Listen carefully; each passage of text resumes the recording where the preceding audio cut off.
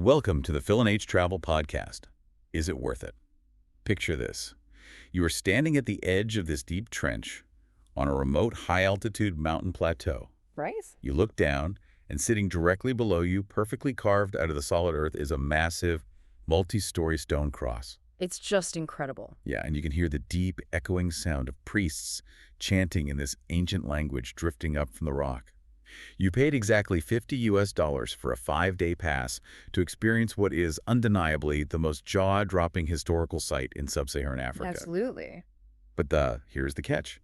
Just a few miles down the dirt road behind you, in the exact same region, 40 government soldiers were recently killed in an ambush by an active, heavily armed militia. Yeah, it is the ultimate travel paradox. I mean, you have an ancient spiritual wonder of the world, a place of unbelievable peace and historical gravity, sitting directly inside an active conflict zone. Right. And not just a mild warning zone. We are talking about the Amhara region of northern Ethiopia, which, right now, in 2026, is under a strict Level 4 Do Not Travel advisory from the United States State Department. And an advise against all travel designation from the UK and Canada, too? Exactly. Yet people are still going. The internal flights are still running. The backpacker hostels are still charging $10 a night. And the luxury lodges, which, by the way, max out at a shockingly low $65 a night, are still taking reservations. Which means we have an incredibly complex puzzle to solve today for you, the listener.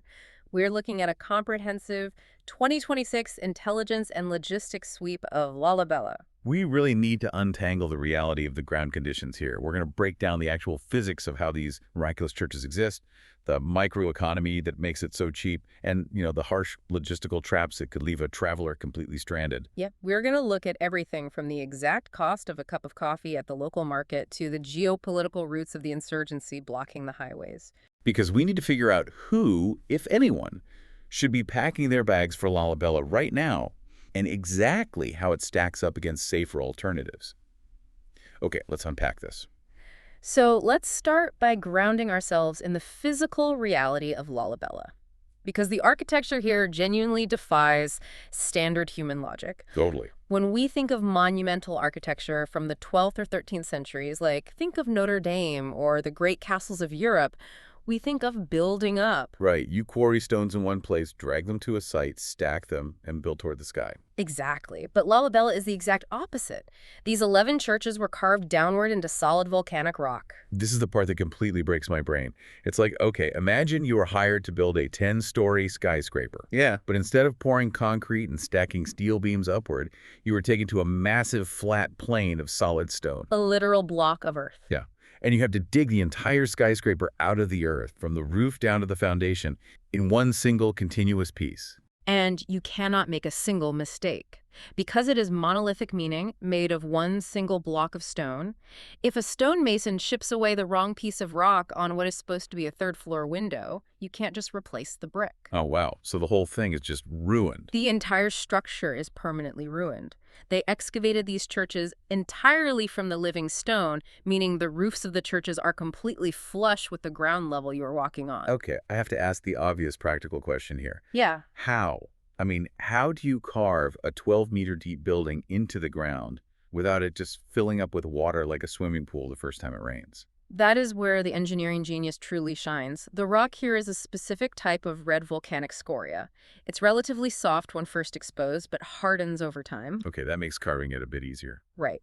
But to your point about the water, the architects operating over 800 years ago under the Zagwe dynasty had to design a highly sophisticated, interconnected drainage system of trenches and sloping floors before they even finished the churches. So they were thinking about plumbing before the building even existed. Exactly. They carved miles of aqueducts to channel the heavy mountain rains away from the pits. Otherwise, yes, they would have just built magnificent flooded basements. That is wild. And what did they do with all the rock they dug out? They had to haul millions of cubic feet of stone out of these narrow trenches entirely by hand and transport it away from the site.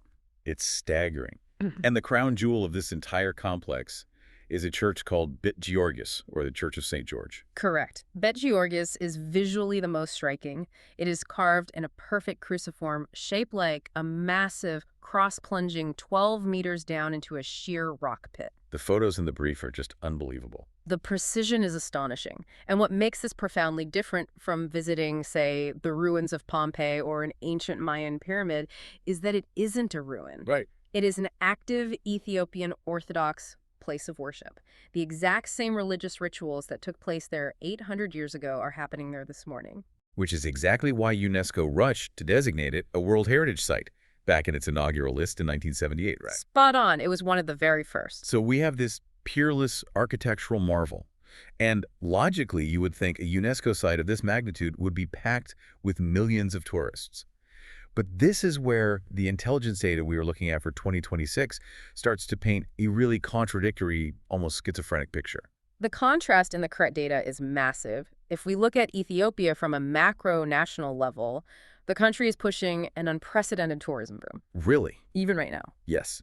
In just the first half of the 2025-2026 fiscal year, Ethiopia welcomed nearly 700,000 foreign visitors. That's a 15% jump from the year before, pulling in roughly 2.6 billion birr in revenue. Wow, those are huge numbers. And in April 2026, the national government unveiled this massive tourism strategy.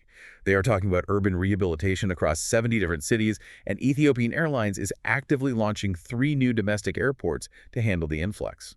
Wait, hold on. This is where the narrative completely fractures for me. How is the government pouring billions into a national tourism push, building airports and celebrating nearly 1 million visitors, while the specific region housing their most famous monument is under a level 4 do not travel warning? It sounds impossible. Those two realities feel entirely incompatible. To understand that, we have to look impartially at the geopolitics of the Amhara region, which acts almost like a separate world from the capital, Addis Ababa. Okay, lay it out for us. While the capital and the southern regions are pushing tourism, Amhara is engulfed in a state of conflict. The key player here is the Fano insurgency. So for someone who doesn't follow East African politics, what exactly is the Fano insurgency? Fano is an ethno-nationalist Amhara militia. Historically, they actually fought alongside the federal government during the earlier Tigray War. Oh, so they used to be allies. Exactly. But around April 2023, the federal government attempted to dismantle regional security forces to integrate them into the national army. And I'm guessing that didn't go over well. No, the Amhara militia saw this as a threat to their region's autonomy and security, leading to a massive falling out.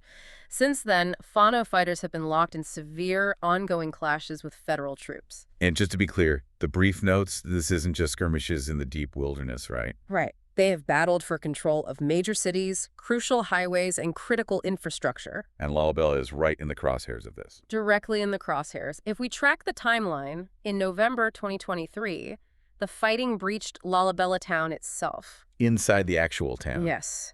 The airport was compromised, flights were completely grounded, and international tourists were quite literally trapped in their hotels listening to gunfire. That is terrifying.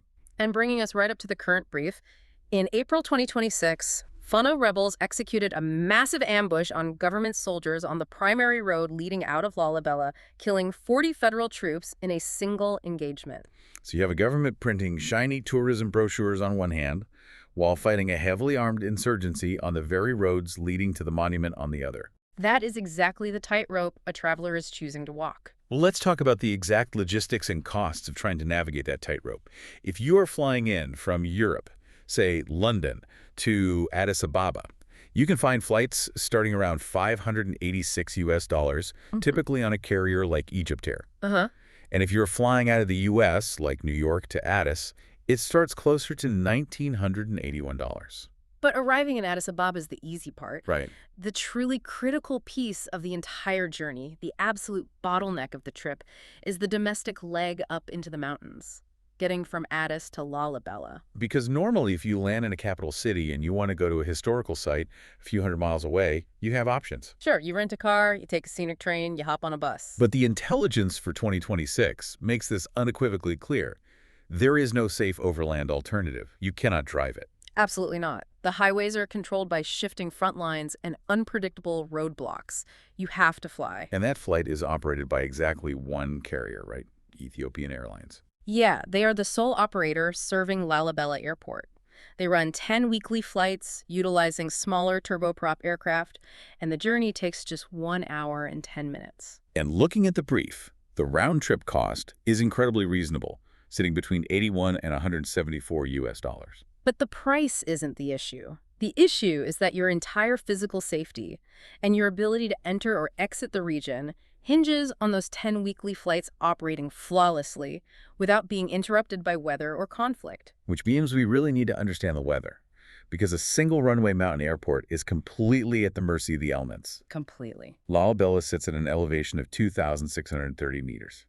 For American listeners, that is over 8,600 feet. That is significantly higher than Aspen, Colorado. You are high up in the mountains, and that altitude dictates two very distinct seasons. First, you have the dry season, which runs from October through May.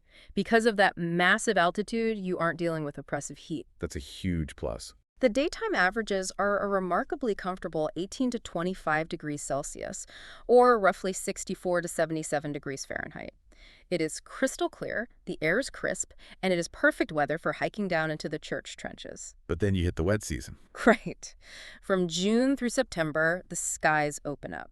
And this isn't just a brief afternoon tropical shower. We are talking about torrential, sustained mountain downpours. I read the unpaved dirt roads around Lalibela basically turned to absolute mud. Pure mud. The visibility down in the excavated pits drops significantly. And most crucially, heavy rains at 8,600 feet can easily cause flight cancellations at that tiny airport. And if that flight cancels, you are stuck. Exactly. But the pricing dynamics during this time are fascinating.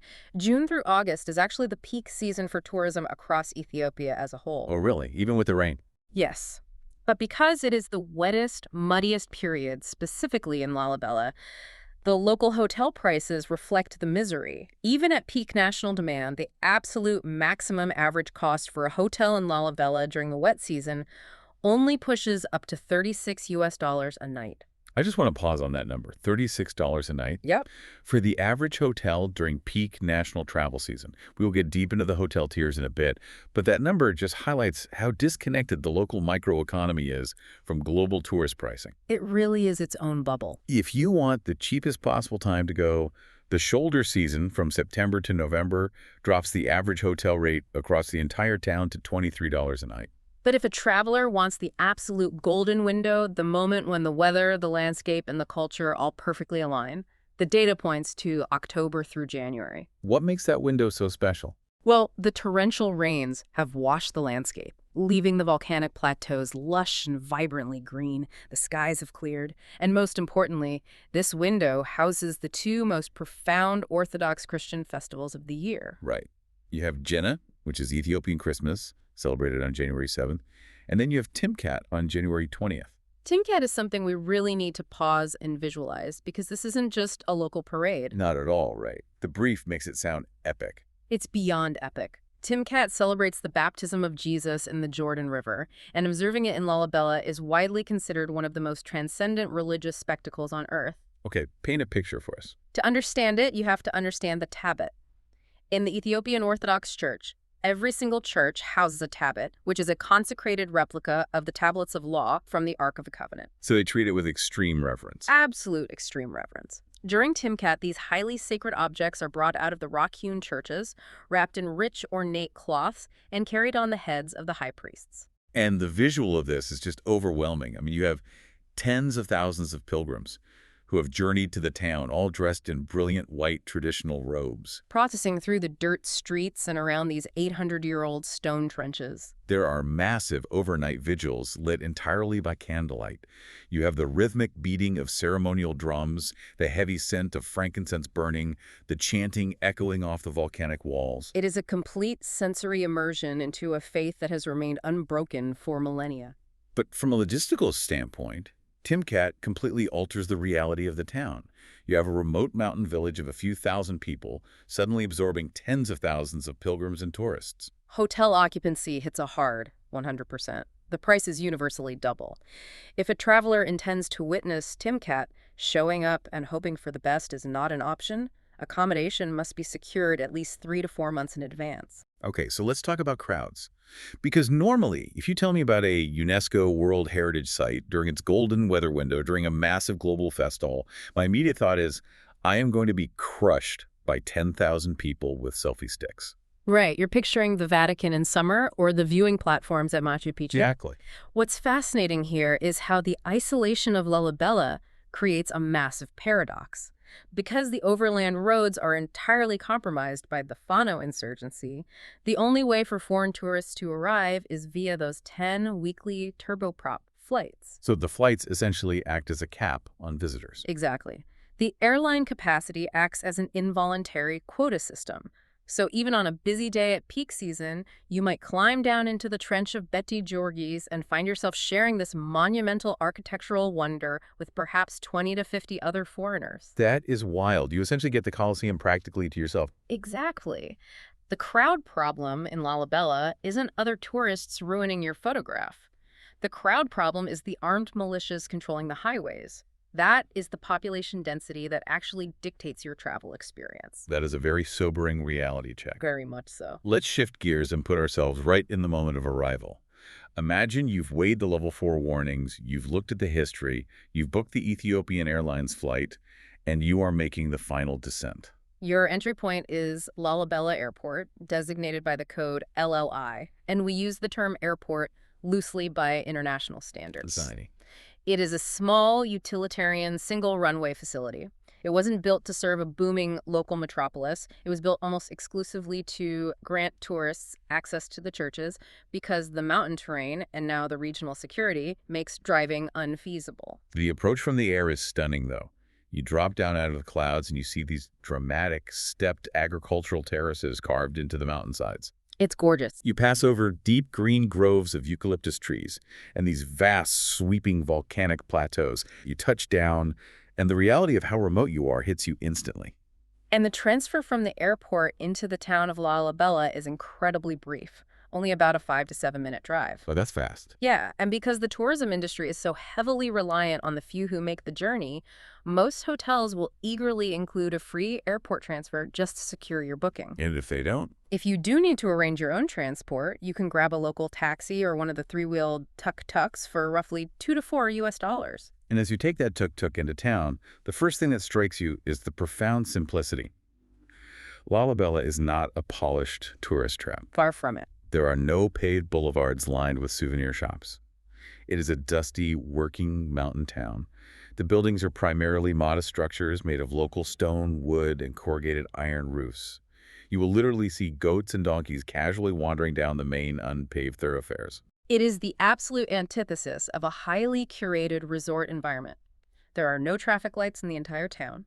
There is not a single international fast food franchise. I love that. And the children you pass on the street will often greet you, but it's largely driven by genuine curiosity about foreigners rather than the aggressive transactional hustle you experience in heavily touristed global capitals. And because you are at 8,600 feet, the air hits your lungs differently.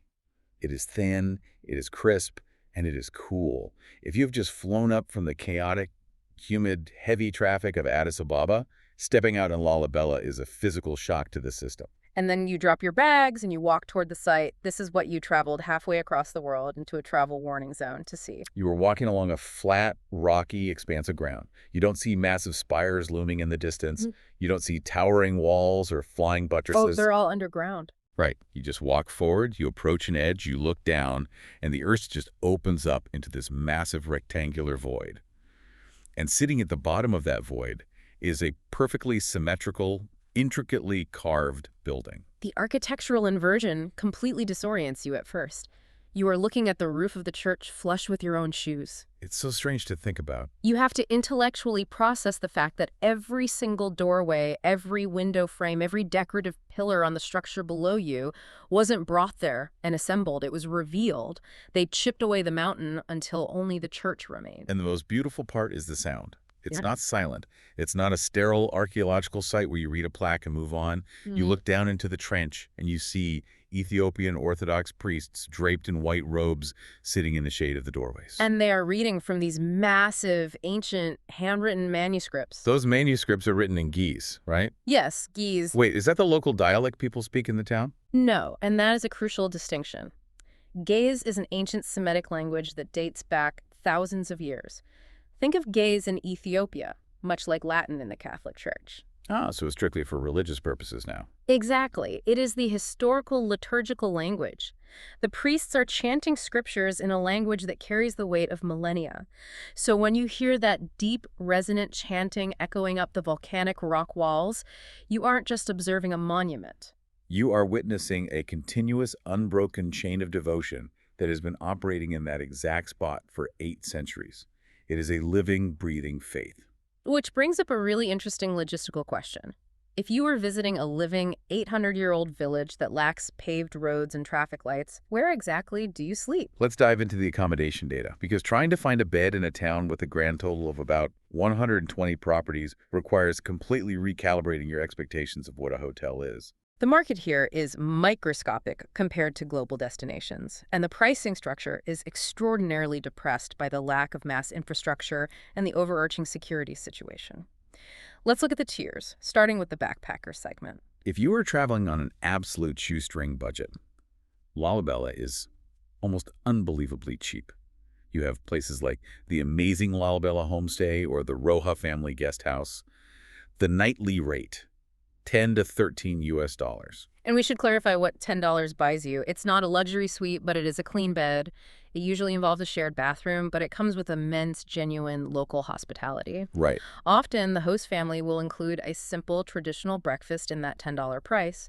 If you want a slight upgrade while remaining in the backpacker bracket, there are hilltop guest houses running $13 to $18 a night. And those have private rooms. Yes. These will give you a private room, a private basic bathroom, and often absolutely stunning panoramic views of the valley below. Okay, but let's say I want something more comfortable. I'm not a backpacker anymore. I want a proper mid-range hotel. The intelligence points to a few standout properties in the mid-range tier. The most reviewed option is the Marabella Hotel, holding over 400 reviews. How much is that one? For $30 to $45 a night, you get a private room with a balcony, sweeping mountain views, a work desk, and a clean ensuite bathroom. That's a steal.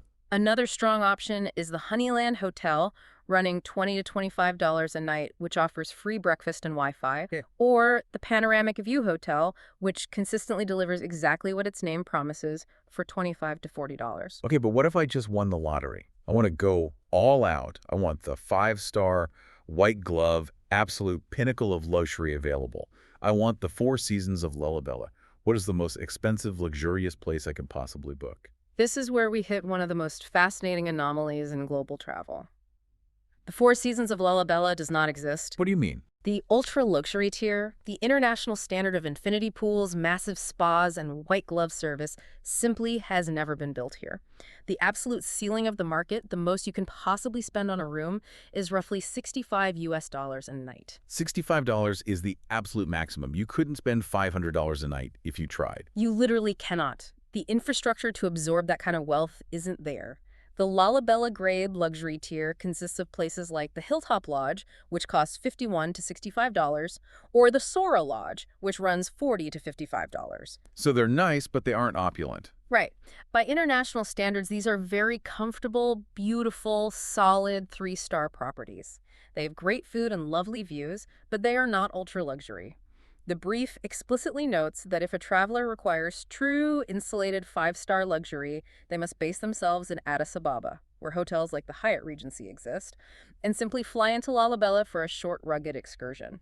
That is wild. And regardless of whether you are spending $10 at a homestay or the maximum $65 at a lodge, the geographical strategy is identical. The town is tiny. So you want to be close to the churches. Exactly. You want to book something near the central church cluster, usually within a 10-minute walk. Mm-hmm.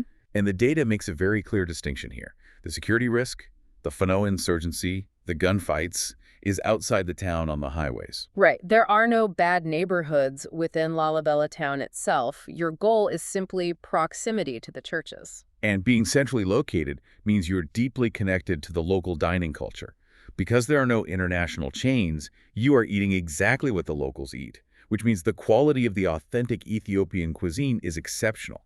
This isn't a watered-down, overpriced tourist menu. Let's talk about the food economy, because it is just as mind-blowing as the hotel prices. The absolute staple of the Ethiopian diet is injera. Oh, I've had it. It's so good.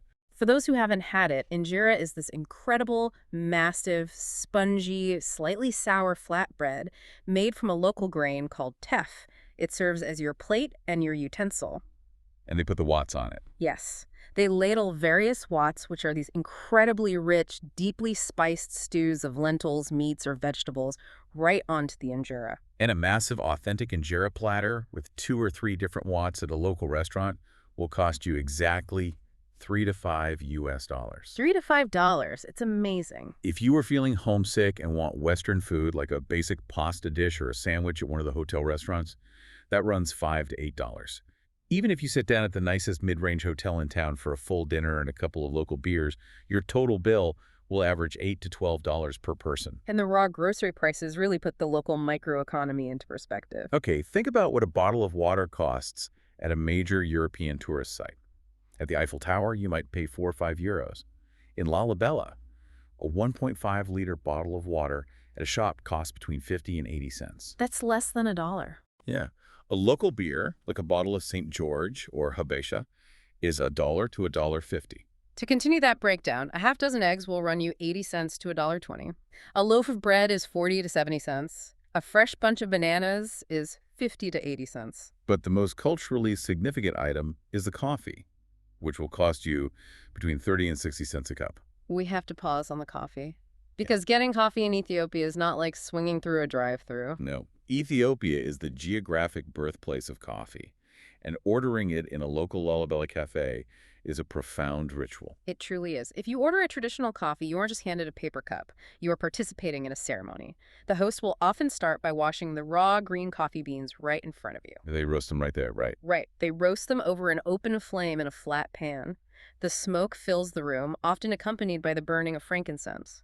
Once roasted to a dark, oily black, the beans are ground by hand in a mortar and pestle, brewed in a traditional clay pot called a jabina, and poured from a height into small, handleless cups. It is a slow, deeply communal process, and it costs you roughly 50 cents. But if you are going to participate in these beautiful food rituals, you absolutely must understand the local etiquette. There are hard rules here. Right. First and foremost, when you are eating that injera, you must only use your right hand. Yes. In traditional Ethiopian culture, as in many parts of the world, the left hand is reserved for personal hygiene and is considered unclean. Eating with your left hand is a significant faux pas. Another amazing cultural practice you need to know about is gursha. Gursha is a beautiful gesture of respect, friendship, and hospitality. During a shared meal, a host or a dining companion will tear off a piece of injera, wrap it around some stew, and place directly into your mouth with their hands. For a Western traveler, having a stranger or even a new friend feed you directly can feel highly intimate or surprising. Totally. But it is vital to understand that refusing a gursha is considered deeply offensive. You must accept it graciously. You also need to navigate the religious fasting calendar. Because the Ethiopian Orthodox Church is deeply devout, they observe extensive fasting periods. This includes every single Wednesday and Friday throughout the entire year, plus several long multi-week fasts. But fasting doesn't mean starvation. Right. In this context, fasting means abstaining entirely from animal products. No meat, no dairy, no eggs. So on Wednesdays and Fridays, almost every restaurant in town pivots to serving yetsembeanetu, which is a massive, incredibly flavorful platter of naturally vegan stew-spiced lentils, split peas, collard greens, and cabbage. It is arguably some of the best vegan food on the planet, born purely out of religious observance. A couple of other quick lifestyle notes to keep in mind. Tipping around 10% is appreciated by service workers, though it isn't aggressively demanded. The town goes to sleep early. Most shops shut their doors by 6:00 p.m. And crucially, there is not a single international supermarket. If you need a very specific dietary supplement, a certain brand of contact lens solution, or a specific medication, you cannot buy it in Lalibela. You must bring it in your luggage from Addis Ababa. So, synthesizing the flight costs, the $65 luxury ceiling, and the 50-cent coffees gives us a very clear picture of the daily financial reality. Let's break down the exact out-of-pocket daily budgets for different types of travelers. Let's start with the low-budget backpacker. You are looking at a total daily spend of $30 to $50. Let's do the math on that. Your guest house is $10 to $13. Your local meals for the whole day total $6 to $10. And then there's the entrance fee. Right. The church entrance fee is $50, but it's valid for 5 days. So if we amortize that over a 5-day stay, you are effectively paying $10 a day for the site. Local transport and a traditional coffee ceremony add another $2 to $5. And you keep $2 to $7 for miscellaneous costs. You are comfortably exploring a world wonder for under 50 bucks a day. What about the mid-range traveler? Moving up to the mid-range traveler. This profile spends between $70 and $120 per day per person. The breakdown looks like this. You are staying at a place like the Marabella Hotel for $30 to $45 a night. You mix local dining with hotel meals, spending $15 to $25 on food. Exactly. You hire a license guide for the churches, which amortizes to about $20 to $40 a day, depending on the depth of the tour. You factor in the cost of your internal flight from Addis, adding another $15 to $25 to your daily average, leaving $5 to $10 for tips and extras. Okay, let's look at a high-budget scenario, specifically a family of 4. The total daily cost for the entire family is $180 to $320. That's incredibly low for 4 people. I know. That covers 2 rooms at the Hilltop Lodge for around $60 each. Feeding all 4 people is $25 to $40 total. Hiring a private, dedicated guide for the family is $60 to $80. The internal flights, spread across 4 tickets, at $40 to $60 a day. So a comprehensive 5-day trip for a family of 4 runs between $900 and $1,600 total. And finally, the luxury traveler. Because of that hard infrastructure ceiling we discussed, the luxury budget is strictly capped at $250 to $400 per day per person. You literally buy the most expensive room in town for $65. You book the most premium, exclusive, full-day guided experience for $250. You hire a private, dedicated vehicle for $60. You eat the most expensive meals available. Even intentionally trying to lavishly overspend, you simply cannot breach $500 a day. Okay, here's a profile I really want to push back on. The data includes an estimated budget for a digital nomad. It suggests a monthly budget of $600 to $1,000. It breaks down to roughly $350 for a monthly guest house rental, $150 for food, and $50 for coffee. That sounds like an absolute dream. Rent and food for under $1,000 a month next to a world wonder. But wait, can a digital nomad actually open a laptop and do a Zoom call from Lalibela? The intelligence is absolutely unequivocal on this, no.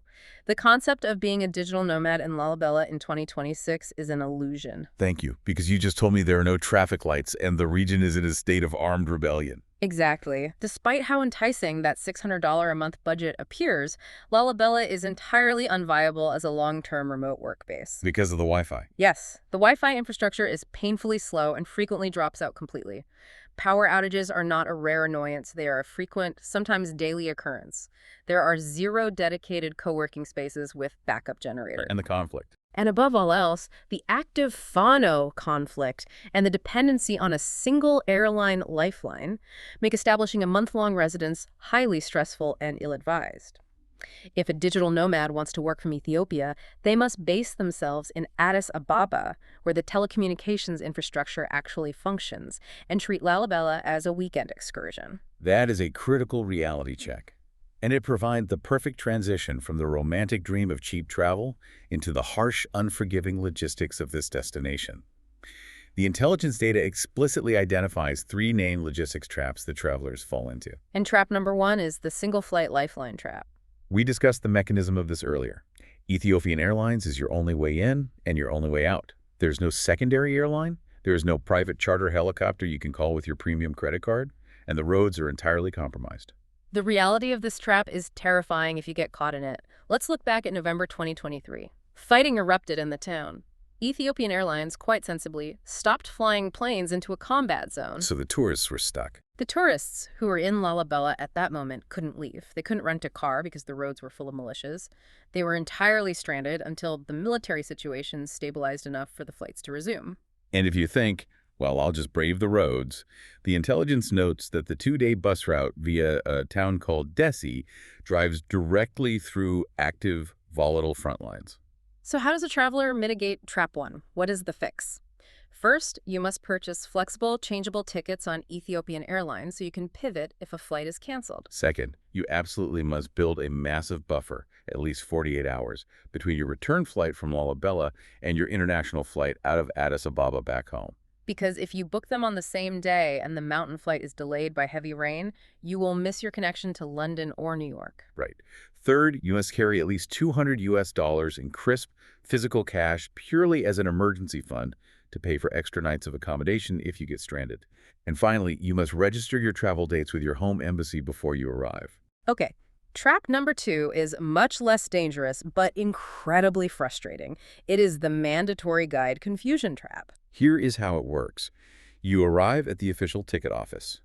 You pay your $50 for the 5-day entrance ticket.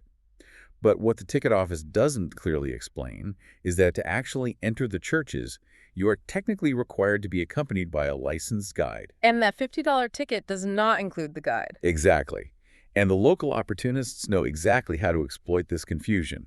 The moment you step out of the airport or walk toward the church complex, unlicensed informal guides will aggressively approach you. They will offer you cut-rate tours. The reality is these unlicensed guides often possess very poor historical knowledge, heavily relying on myths rather than facts. Even worse, the official guards at the church entrances know who the licensed guides are, and they will frequently block unlicensed guides from entering certain areas, ruining your tour. We also see data showing naive tourists being quoted $80 to $100 on the street for a basic walking tour that should only cost $25. The fix here is entirely about pre-planning. Do not hire a guy off the street. Book your guide through your hotel's front desk before you even arrive, or use a verified digital platform like Get Your Guide or Viator. A standard government licensed guide should cost exactly $20 to $40. If you want the absolute safest bet and a deeply educational experience, book a premium full-day tour for around $80. That usually includes a hotel pickup, all the entry logistics are handled smoothly, and you get an expert historian. And a golden rule, you only ever hand your $50 to the clerk inside the official ticket office. Never give your entrance fee cash to a guide on the street. This raises an important question. And from an intelligence and risk management perspective, this is the most insidious trap of all. Trap number 3. It is calm right now, normalcy bias trap. Oh, I know exactly what this is. This is the TripAdvisor effect. Precisely. The mechanism here relies on how modern travelers consume information. You are nervous about the level 4 warning, so you go online. You check a travel blog or Reddit or TripAdvisor, and you read a review from a tourist who just got back from Lalibela 3 days ago. And the review says, it was completely fine. The locals were lovely. The churches were beautiful. I didn't hear a single gunshot. It feels totally safe right now. And reading that completely overrides your logical brain. You think, well, Dave from Ohio just went and he had a great time, so the U.S. State Department must just be paranoid. And that is a massive failure of risk assessment. The reality is that government intelligence agencies issue level 4 do not travel advisories based on macro-level structural data. The Amhara region has been under a federal state of emergency since August 2023. There are shifting front lines, widespread violence, and heavily armed roadblocks. The fact that one specific tourist visited last Tuesday and didn't personally witness a firefight does not erase the structural risk. It simply means that individual tourists got lucky. Individual luck is not a repeatable security strategy. So the fix here requires a very harsh, honest conversation with yourself. If you decide to go, you have to accept the legal and financial reality of entering a level 4 zone. First, you must scour the fine print of your travel insurance policy, because 99% of standard travel insurance policies immediately void your coverage the second you step foot in a level 4 do not travel zone.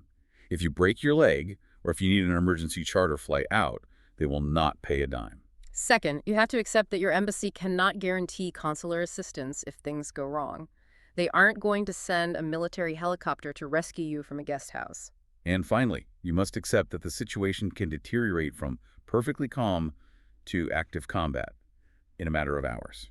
Applying these severe realities to different types of human beings brings us to the complexities of safety, solo travel, and comfort, because it is genuinely unprecedented to discuss a level 4 war zone that still actively welcomes backpackers. It is surreal, because if you actually look at the crime stats inside the town of Lalibela itself, it is incredibly safe. Petty theft, pickpocketing, muggings, violent crime against tourists inside the town limits is almost non-existent. The local community fiercely protects the tourists because those $50 entry fees and $10 hostel beds are the only things keeping the local economy alive. The danger isn't that you're going to get robbed at the market. The danger is that you are having a lovely, safe coffee inside a town that is completely surrounded by a war. Exactly. If we look at solo travel under these bizarre conditions, it is physically highly manageable during daylight hours. The town is geographically compact, and the church complex is easily walkable. However, solo travelers are advised to avoid unlit dirt paths at night. And hiring a licensed guide becomes doubly important for a solo traveler, not just for the history, but because a local guide provides implicit security, cultural translation, and navigation through an environment that lacks street signs. When we look at family travel, we have to look at this purely practically.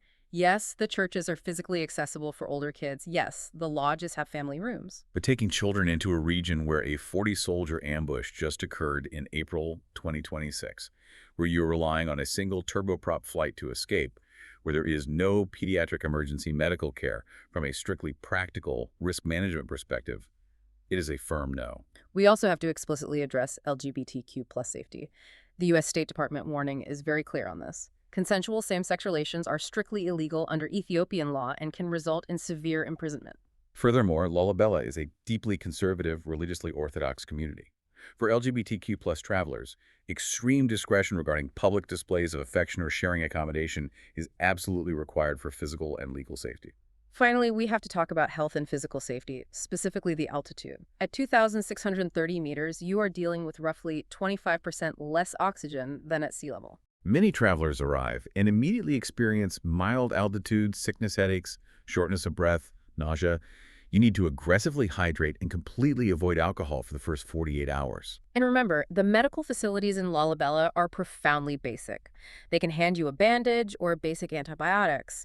But if you have a heart attack or a severe accident climbing down into the rock trenches, international standard trauma care requires a flight back to Addis Ababa. If you are going to go, you must explicitly demand and verify air medical evacuation coverage from a specialty high-risk insurance broker. Weighing all of these intense, heavy logistical and security burdens against the sheer majesty of the destination brings us to the emotional core of the deep dive, the best moments and the honest disappointments. Because traveling to a conflict-adjacent developing region is going to produce extreme emotional whiplash. Let's start with the highs, the absolute best moments. Number one, without a doubt, is that very first sight of Bet Georges, walking to the edge of the rock and looking down at that flawless cross. The sheer improbability of its existence hits you right in the chest. And remember, that view is included in your $50 entry fee. Number two is being there for the Timkat Festival on January 20th. Standing shoulder to shoulder with tens of thousands of white-robed pilgrims, watching the sacred tablets being carried under candlelight. It is a glimpse into the ancient world that almost nowhere else on Earth can offer. A third highlight is taking a premium full-day guided tour. When you have a brilliant local historian blending the architectural genius of the water drainage systems with the deep religious lore of the Zagwe dynasty and the legends of the Ark of the Covenant, the stones literally come alive. Another peak experience is taking the Amhara Christos cave trip. Oh, this is fascinating. Tell about the cave. For an additional $100 to $150, you hire a 4x4 and drive 42 kilometers outside of town into the mountains. You hike up into a massive natural cavern. And built entirely inside this dark cave is a church constructed from alternating layers of wood and stone in the ancient Aksumite style. It predates the rock-hewn churches of Lalibela. And at the back of the cave, piled high in the shadows, are the mummified remains of thousands of anonymous ancient pilgrims who journeyed there to die on holy ground. It is incredibly haunting. And finally, a much lighter best moment is simply attending the free Saturday livestock and produce market in Lalibela town. It is a vibrant, chaotic display of pure commerce functioning exactly as it has for centuries, completely unbothered by the tourist industry. But we have to give you the unvarnished reality, which means looking at the honest disappointments. And the primary disappointment, the dark cloud hanging over the whole trip, is the security reality. That April 2026 ambush is not an abstract concept. It is a daily, heavy reality for the people who live there, and feeling that tension can be exhausting. Secondly, you have to be prepared for the infrastructure failures. You are going to experience power cuts. You will likely go days without a usable Wi-Fi connection. You might wake up and find you have no hot water. And you have to remember that your $65 luxury room would barely rate as a 2-star motel in Zurich or Tokyo. Another honest friction point for travelers is the value proposition of the $50 entrance fee. When you just ate a massive, delicious meal for $3 and your bed for the night cost $15, being asked to hand over a crisp $50 bill to enter the churches can feel radically disproportionate. This feeling is compounded by the fact that the distribution of that massive revenue stream to the actual impoverished local community is highly opaque. Furthermore, some travelers experience a sense of confinement. Lalibela is very small. Once you have spent 3 or 4 days exploring the church trenches, visiting the cave, and seeing the market, you have effectively seen it all.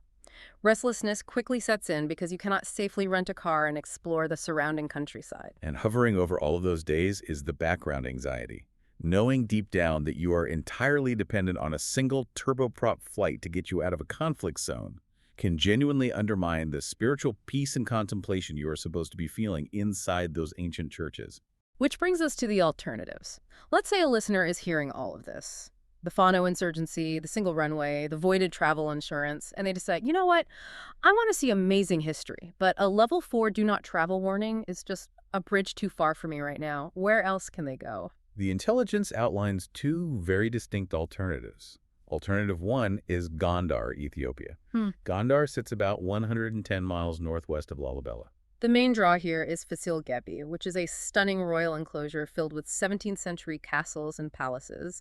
It looks like Camelot dropped into the Ethiopian highlands. The daily mid-range budget is very comparable to Lalibela, sitting around $60 to $110 a day, and the round-trip flight from Addis Ababa averages about $114. So what is the trade-off? If I go to Gondar instead, what do I win and what do I lose? Well, you win slightly better hotel infrastructure, and historically it has seen slightly less direct, immediate combat than the Lalibela corridor. But here is the massive catch. Gondar is still inside the Amhara region, which means it is subjected to the exact same level 4 do not travel advisory. You haven't actually escaped the geopolitical risk. And aesthetically, while 17th century castles are beautiful, they are architecturally conventional. They were built from the ground up. They do not give you that visceral, reality-bending shock of looking down into a monolithic cross carved into the earth. If you want to entirely remove the security risk while maintaining the architectural awe, we have to look at Alternative 2 Petra in Jordan. Petra offers a remarkably parallel experience. You are looking at awe-inspiring ancient architecture carved directly into the rock, in this case, massive sandstone cliff faces rather than volcanic earth pits. Now, the financial cost is significantly higher. A mid-range daily budget in Petra is $100 to $180, which is 40 to 60% more expensive than Lalibela. The entry ticket alone for Petra is roughly $70. But the trade-off here is sanity and security. Jordan is stable.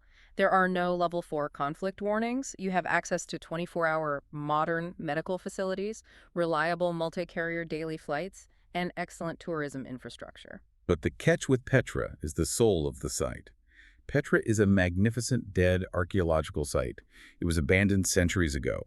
It lacks the living, breathing religious dimension of Lalibela. There are no priests reading ancient gaze manuscripts in the treasury of Petra. You are trading spiritual authenticity for physical security. Which brings us to our final synthesis, the definitive breakdown of who should go and who should stay home. This is the Is It Worth It matrix for 2026. Let's start with the backpacker verdict. For the backpacker, the verdict is yes, if and only if they fully accept the physical risks. At $30 to $50 a day, you are exploring a world wonder for less money than it costs to sleep in a mid-range hotel in Bangkok. It is the ultimate high-value adventure. But they cannot lie to themselves about the reality of the danger. They must carry emergency cash, they must share their location tracking daily with someone back home, and they must fly in knowing their cheap travel insurance will absolutely not pay for a private charter flight out if the roads close and the airport shuts down. The mid-range verdict is conditional. At $70 to $120 a day, the trip is highly justified if you are specifically timing it for the Timkat Festival in January, because the cultural and sensory payoff of that event is so immensely powerful, it outweighs the logistical friction. However, the strict condition is health and risk tolerance. Anyone who requires reliable, fast medical care, or anyone who suffers from high anxiety when logistics fail, should absolutely avoid it. For the family verdict, the conclusion is not recommended in 2026.